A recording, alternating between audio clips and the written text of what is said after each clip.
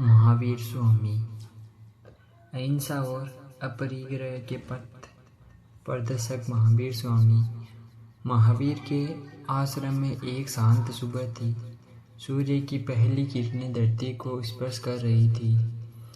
एक युवा व्यापारी ने आश्रम में प्रवेश किया। उसकी आंखों में एक अजीब सी बेचैनी थी। वह सीधा महावीर के पास गया। स्वामी, उसने विनम्रता से कहा, मैं एक समस्या से जूझ रहा हूँ।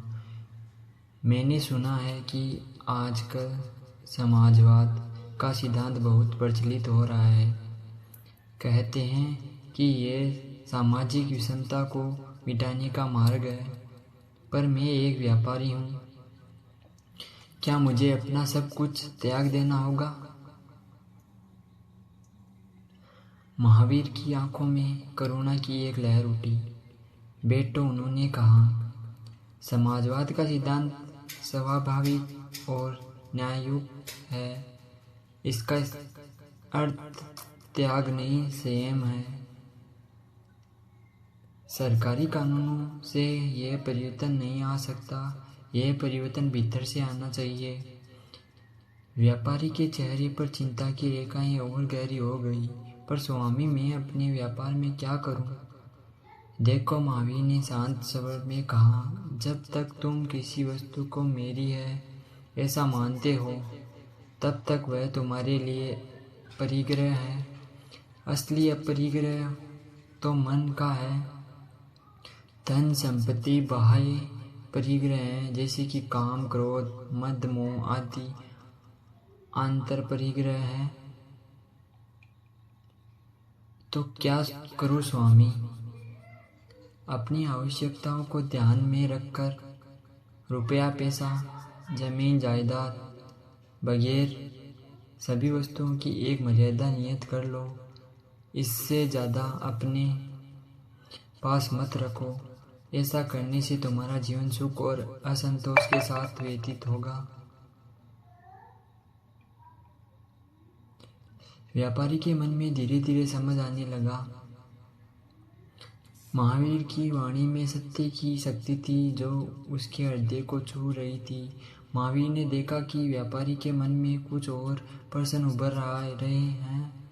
स्वामी, व्यापारी ने फिर पूछा, कभी कभी मैं दान भी करता हूँ, पर मन में एक इच्छा रहती है कि लोग मेरी प्रशंसा करें, अखबारों में मेरी तारीफ छपे। महावीर मुस्कुराए, यही तो ममत्व है। दान करते हो पर उसमें भी अहंकार है। जब तक ये भावना है कि मैं दान कर रहा हूँ, तब तक परिग्रह से मुक्त नहीं मिल सकती। इतने में एक और व्यक्ति आश्रम में आया। वह एक प्रसिद्ध व्यापारी था जिसने हाल ही में एक बड़ी धर्मशाला बनाई थी। स्वामी, उसने गर्व से कहा, मैंने अपनी कमाई का बहुत सा हिस्सा समाज सेवा में लगा दिया। महावीर की आंखों में एक विलक्षण तेज था। बताओ, उन्होंने पूछा, जब धर्मशाला बनवाई तो क्या सोचा था? ये कि लोग मेरा नाम लेंगे, मेरी कीर्ति होगी। देखो, महावीर ने कहा, जैसा धन संपत्ति बाह्य परिग्रह है, वैसे ही कीर्ति की चाह भी एक परिग्रह है। सच्चा दान वह है जिसमें दाता का अहंकार न हो। दोनों व्यापारियों के चेहरों पर चिंतन की रेखाएं उभर आई। महावीर की वाणी उनके अंतर्मन को छू रही थी। महावीर ने देखा कि व्यापारी के मन में कुछ और प्रश्न उभर रहे हैं।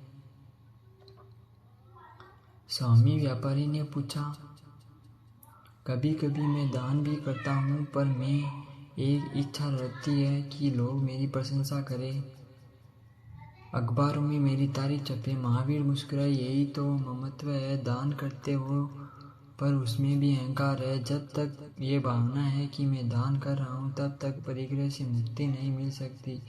महावीर आगे बोले, वैसे ही जैसे नदियाँ सामान्यतः थोड़े जल से ही भरी रहती है और बरसात में जब वे भरती है तो गंदे जल से भरकर उफनती है, ठीक वैसे ही अन्याय की कमाई से इकट्ठा किया गया धन भी विनाश का कारण बनता है। एक तीसरा व्यक्ति जो अब तक चुपचाप सुन रहा था आगे आया। वह एक बड़ी कारखाने का मालिक था।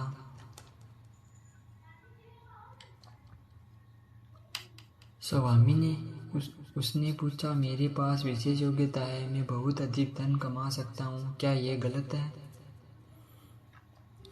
महावीर ने करुणापूर्वक कहा, नहीं, गलत नहीं है, पर याद रखो, समाज में जन्म लेकर और उसके वातावरण में पलकर जो विशेष शक्ति प्राप्त हुई है उसका लाभ समाज को भी पहुंचना चाहिए।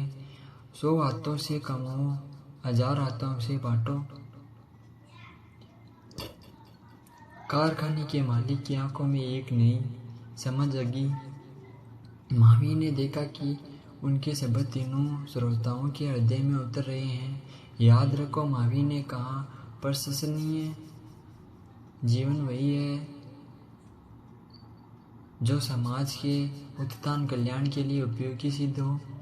अपनी समस्त कमाई स्वयं के ही काम में आए, ऐसी भावना रखने वालों को सभी ज्ञानी पुरुषों ने निष्कर्ष कहा है। महावीर ने एक क्षण रुककर तीनों व्यापारियों को देखा। उनकी आंखों में एक नई समझ थी, पर अभी भी कुछ संशय था।